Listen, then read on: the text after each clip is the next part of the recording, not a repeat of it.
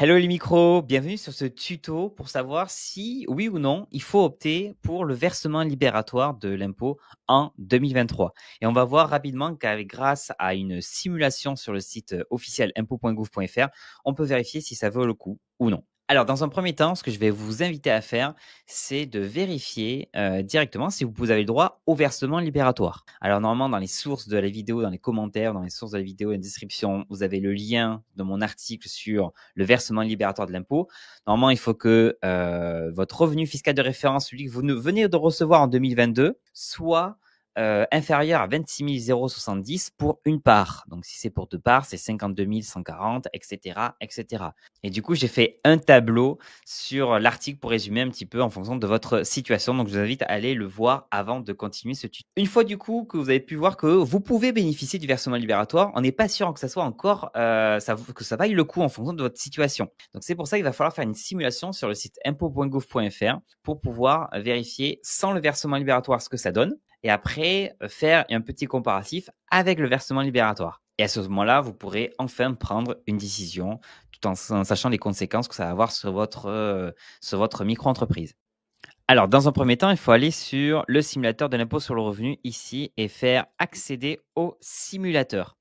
Ici, vous avez deux versions. Il faut choisir la version complète, pas la version simplifiée. Donc, choisissez la version complète. Ici, il va falloir remplir des informations sur votre état civil, si vous êtes marié, célibataire, etc. Et c'est surtout votre situation de l'année sur laquelle vous faites la simulation.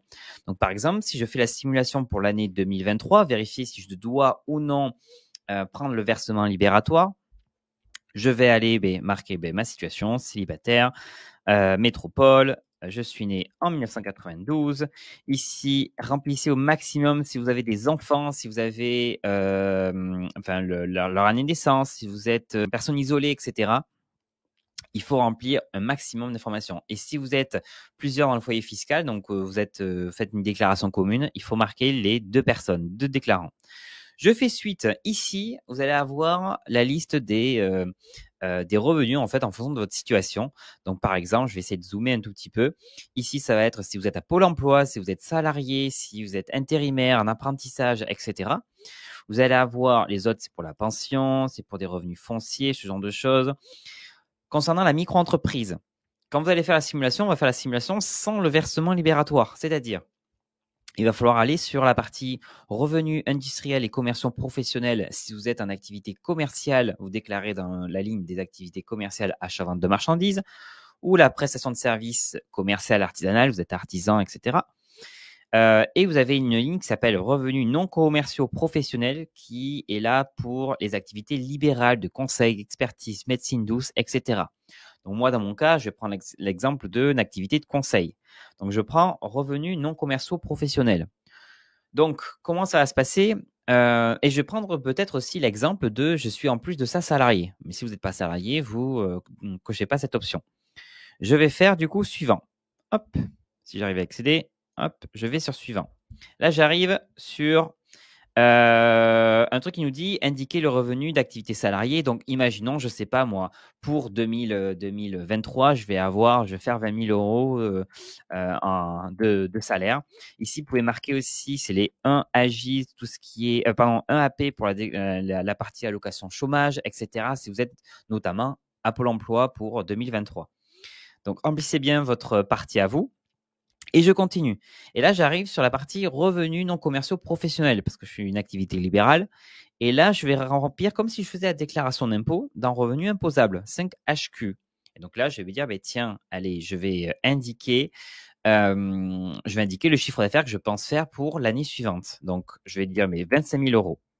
25 000 euros de chiffre d'affaires, n'oubliez pas que les impôts, ils prennent pas le chiffre d'affaires, ils prennent le revenu. C'est-à-dire qu'ils vont enlever 34% du montant que je viens d'indiquer. J'ai rien d'autre à remplir ici sur la partie chiffre d'affaires en micro-entreprise. Ici, on me demande si j'ai déjà des acomptes, etc. Bon, si vous en avez, vous pouvez les noter. Sinon, hop, on fait suite. Je fais calculer. Et là, j'arrive sur un montant. Je vais essayer de zoomer au max. J'arrive sur un revenu fiscal de référence qui me concerne.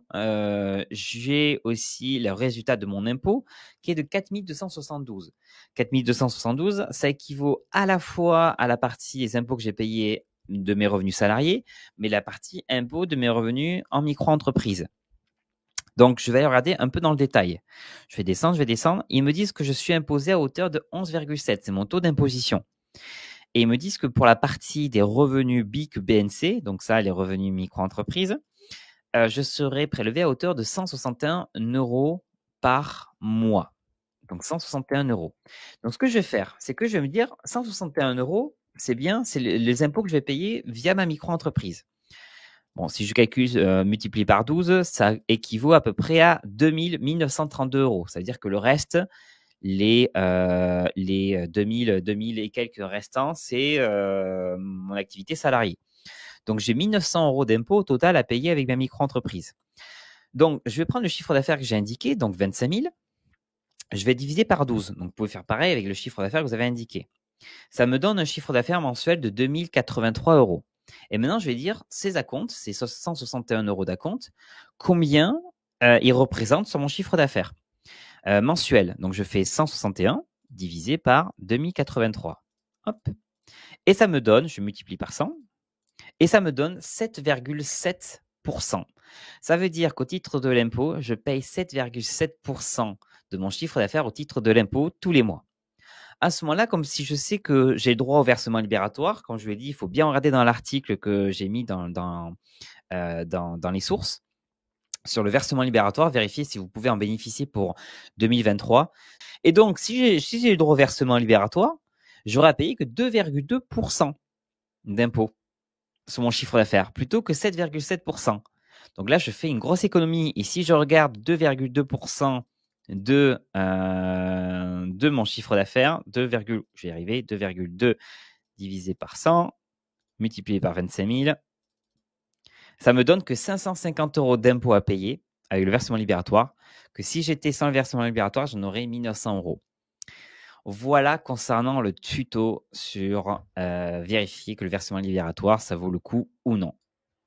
Et voilà concernant le tuto pour savoir si ça vaut le coup ou pas de passer par le versement libératoire. Alors attention, il faut quand même vous rappeler que c'est une simulation, qu'il y a les calculs sont, les chiffres du moins sont plus ou moins exacts en fonction de votre situation, en fonction de si vous avez des acomptes déjà d'impôts, si vous avez des crédits d'impôts, etc.